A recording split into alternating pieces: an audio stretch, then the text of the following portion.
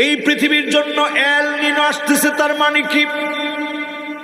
সর্বপ্রথম পেরুতে একজন সামান্য মাছ ধরে যারা, এদেরকে আপনাদের পাবনায় কি বলে? মাশাআল্লাহ, সবাই বুঝতেছেন তো আমার কথা? এল নিনো সর্বপ্রথম পেরোর একজন জেলে এল নিনো নাম দিয়েছে।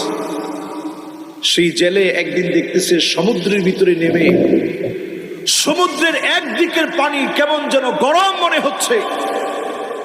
সমুদ্র পৃষ্ঠের একদিকের পানি গরম হয়ে যাওয়া, অন্যদিকে ঠান্ডা হয়ে যাওয়া, প্রচন্ড খরার প্রভাব পৃথিবীতে আসতেছে, এটা প্রমাণ করে।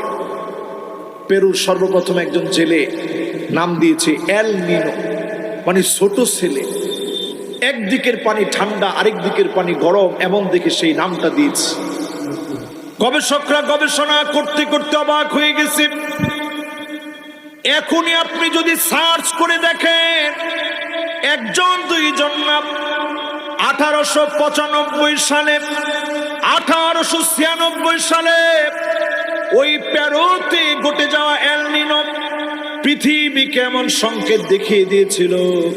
হাজার হাজার কিলোমিটার দূরে, 15,000 কিলো দূরে, এই ভারতবর্ষের ভিতরে, ইন্দোনেশিয়ার ভিতরে, বাংলাদেশের ভিতরে 1895-96 অস্ট্রেলিয়া, ভারত আর ইন্দোনেশিয়া, বাংলাদেশ সহ পৃথিবীর বেশ কয়েকটা দেশ মিলে 50 লক্ষ মানুষ এই পৃথিবী থেকে মৃত্যুবরণ করেছিল।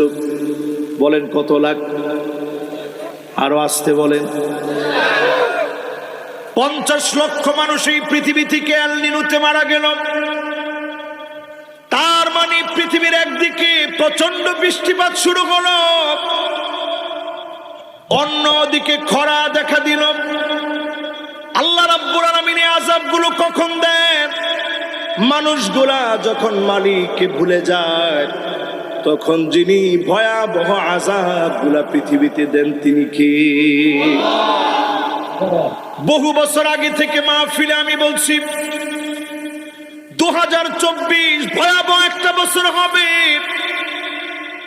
আপনারা এখন সংবাদপত্রগুলা ঘেটে ঘেটে দেখবেন, এল নিনো পৃথিবীর দিকে আসছে। 2024-এ একদিকে বৃষ্টি হবে, অন্য দিকে খরা লেগে যাবে, পানির জন্য মানুষগুলা মারা যাবে। এই যে পৃথিবীর ভয়াবহ অবস্থা আসবে, অন্যদিকে বরফগুলো গলতে শুরু করেছে। নিচে থাকা 50,000 বছর আগে, কত বছর? 50,000 বছর আগের একটা ভাইরাস, জম্বি ভাইরাস নাম। কি ভাইরাস? জঙ্গলি নামে। এল নিনোর মতো এমন আঘাত যদি পৃথিবীতে আসে, করোনাতে 50 লক্ষ মানুষ মারা যায়, কিন্তু এল নিনোতে 50 লক্ষ মানুষ মারা গেল। জম্বি ভাইরাস নতুন করে জেগে উঠেছে।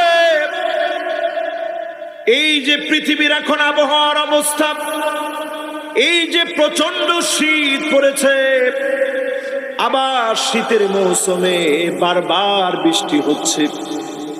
আরব দেশের দিকে তাকায় দেখেন, সবুজ হয়ে যাচ্ছে, বৃষ্টি শুরু হয়ে গেছে। লা ইয়ানবুতুল আরদ, আল্লাহর হাবিব বললেন এমন সময় আসবে বারবার বৃষ্টি হবে, জমিনের ভিতরে ফলন হবে না। এই বৃষ্টি রহমত হিসাবে আসবে না, আযাব হিসাবে বৃষ্টি আসবে। এমন ভয়াবহ সংকেত যখন পৃথিবীতে চলছে, পৃথিবীর গতি পর্যন্ত পাল্টায়া যাচ্ছে। 0.02 মিলি সেকেন্ড দিনের দৈর্ঘ্য বেড়ে গিয়েছিল 1995 থেকে 96, 1895 থেকে 96 সময়ের গতি পর্যন্ত বেড়ে গিয়েছিল। আবার যদি পৃথিবীতে ভয়াবহ এমন রোগ চলে আসে, এমন রূপের কারণে হাজার হাজার মানুষ মারা যাবে, লাখো লাখো মানুষ মারা যাবে পৃথিবীতে। কয়েকটা দেশের জন্য সংকেত দেখানো হয়েছে।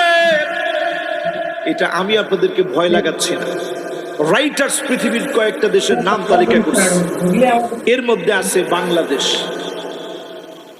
এর মধ্যে আছে ভারত, এর মধ্যে আছে আফ্রিকা, এর মধ্যে আছে আমেরিকা, এর মধ্যে আছে অস্ট্রেলিয়া। এই দেশগুলোর নাম পৃথিবীর বিশেষজ্ঞরা এই নামগুলো উল্লেখ করেছে। ও আমার বাংলাদেশের মুসলমান, সময়ও সবাই বলেছিল এদেশের মানুষ জায়গায় জায়গায় পড়ে পড়ে থাকবে, এরপরেও দেশের মানুষকে যিনি হেফাজত করেছেন তিনি কে? কিন্তু আপনি আমি সেই সময় ওয়াদা করেছিলাম আল্লাহ নামাজ ছাড়বো না, নামাজের দিকে আসেন নাই, দিন কায়েমের দিকে আসেন নাই। আজকে যদি আপনি আমি আবার নিয়ত করি আল্লাহ, ভয়াবহ আযাবের কথা শুনলাম, অনেক বড় আযাবের কথা শুনলাম, অনেক বড় বিপদের কথা শুনলাম, আল্লাহ আমরা তওবা করে ফেলেছি, অবশ্যই যিনি আমাদেরকে হেফাজত করবেন তিনি কে?